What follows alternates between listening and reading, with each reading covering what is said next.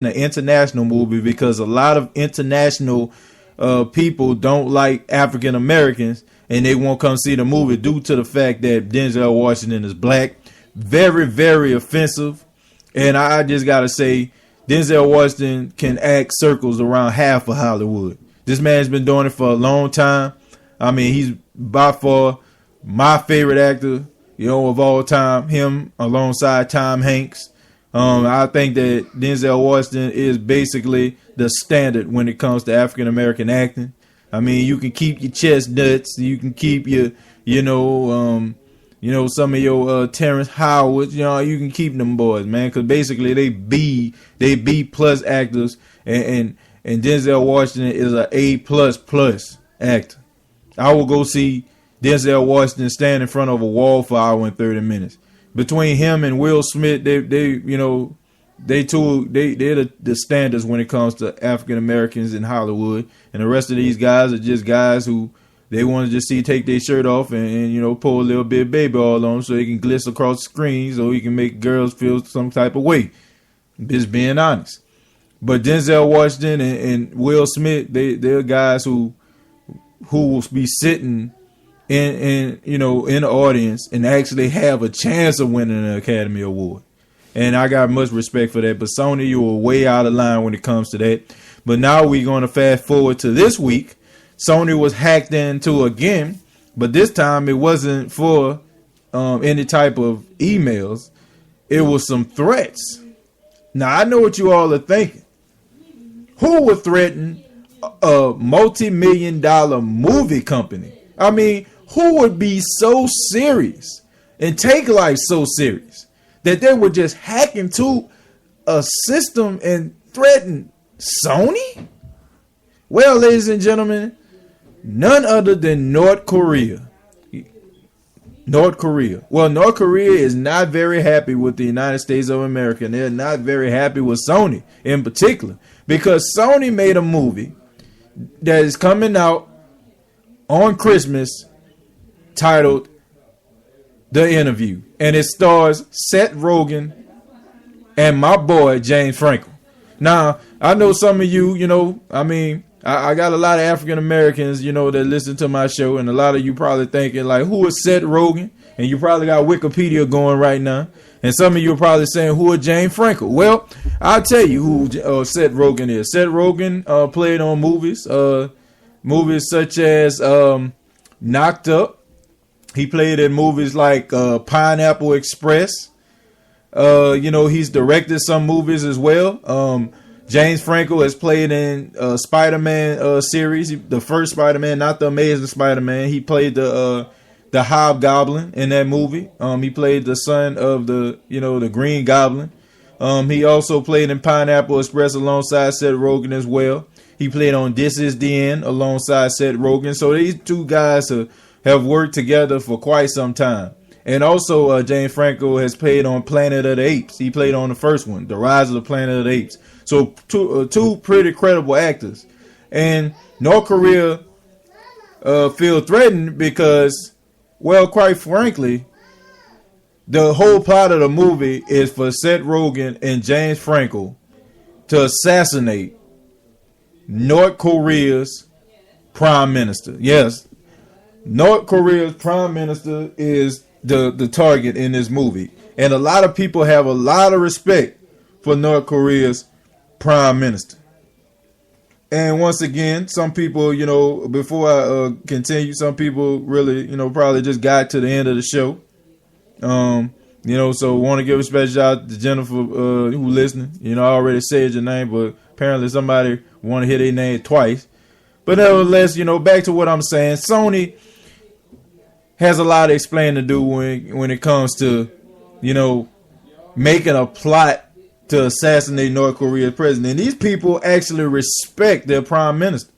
And these people don't want to see it. So what they did was they hacked into the system and said, if you play this movie, The Interview, you think 9/11 was bad, we're going to make 9/11 look like a child's birthday party. And that's not a quote, but that's basically on the borderlines of what they said. So a lot of people in Sony are afraid to come out with this movie.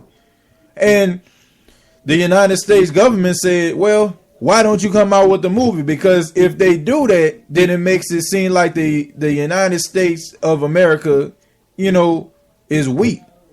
I mean, it makes it look like it was soft, and basically we'll take threats and we'll just back off.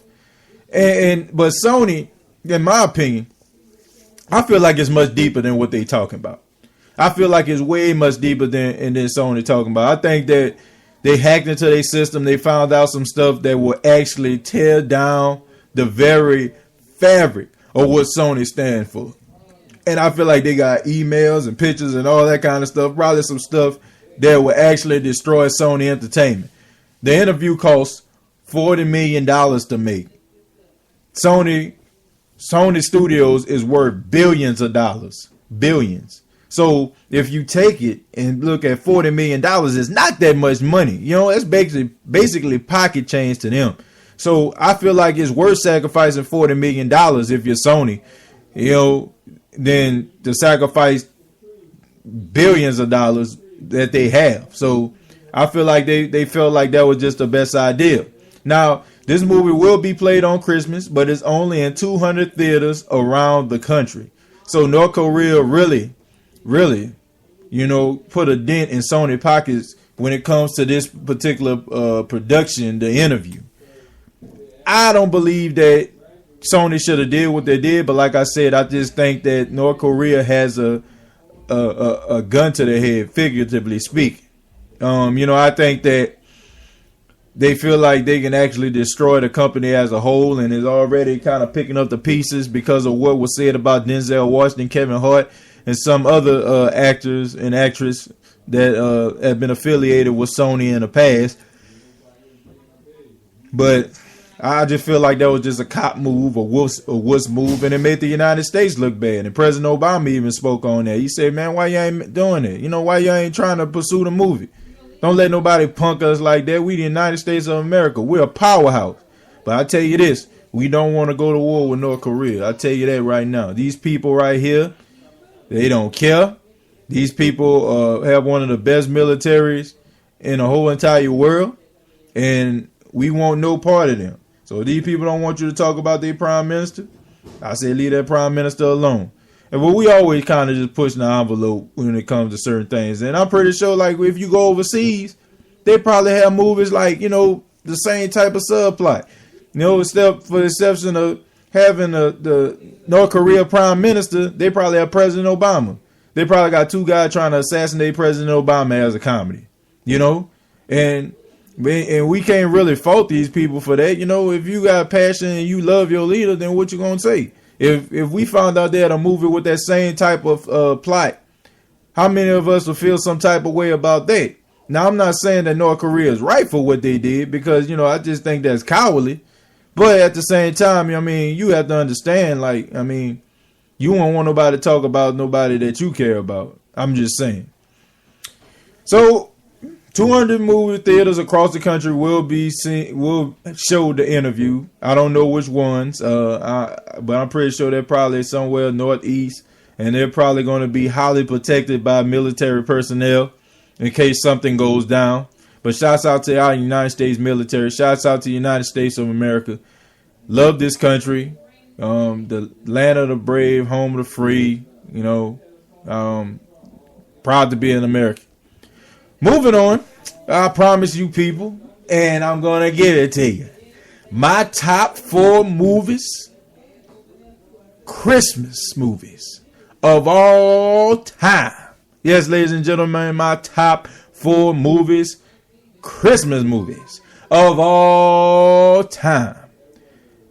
No particular order, because I got to tell you that I have these movies in no particular order because I really couldn't decide which ones. They're all good, in my opinion. I'm going to tell you why as I play the particular sound bites. First off, to start off the countdown, we're going to give it the number 4 spot, even though, like I said, there's no particular order, but we're going to give it the number 4 spot. This movie right here introduced me to one particular young boy. One boy who actually changed Christmas in my household. Y'all check this out.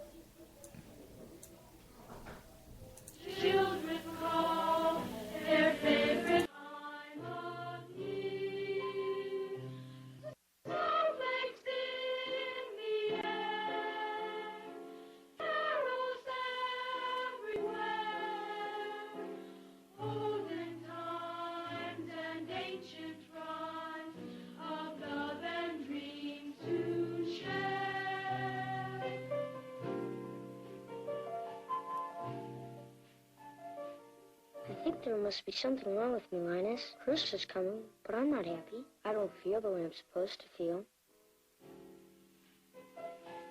I just don't understand Christmas, I guess. I like getting presents and sending Christmas cards and decorating trees and all that, but I'm still not happy. I always end up feeling depressed. Charlie Brown, you're the only person I know who can take a wonderful season like Christmas and turn it into a problem. Yes, ladies and gentlemen, that was a Charlie Brown Christmas. The most depressing kid you ever gonna meet in your life. I mean, Charlie Brown makes Christmas sound very, very sad and dreary. I mean, what's wrong with Charlie Brown? Charlie Brown was basically the first cartoon character that suffered from depression.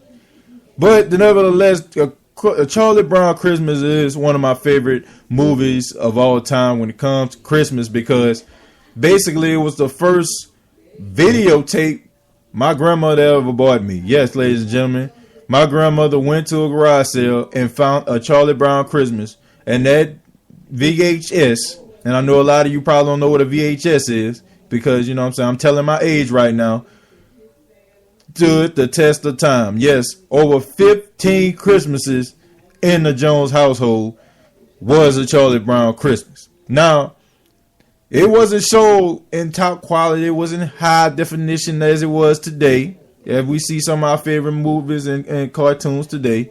But it did show me that Christmas can be very depressing. But I love Charlie Brown. I mean, who don't like Charlie Brown? He's, like I said, he's the lovable loser. Charlie Brown is the Chicago Cubs of cartoons. I mean, they stink, but nevertheless, you still love them. That is what a Charlie Brown Christmas was to me. Moving on, we got a movie that introduced all of us to a young boy just telling his story. Y'all check this out.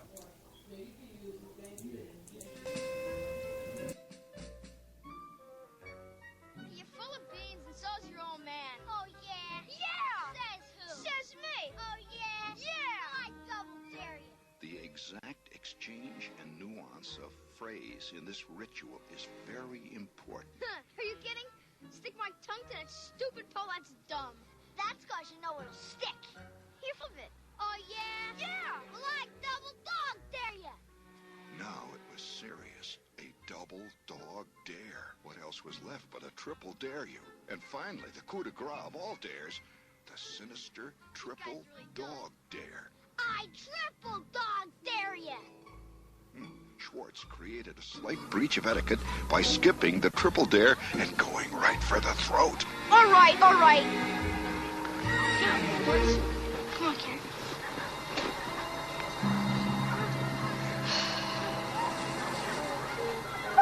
Well, go on, smart ass, and do it. I'm going.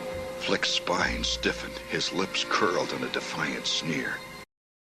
Alright, that's enough. Y'all get it. The Christmas Story. Now, everybody know what the Christmas Story was. They basically show it on TNT every single year.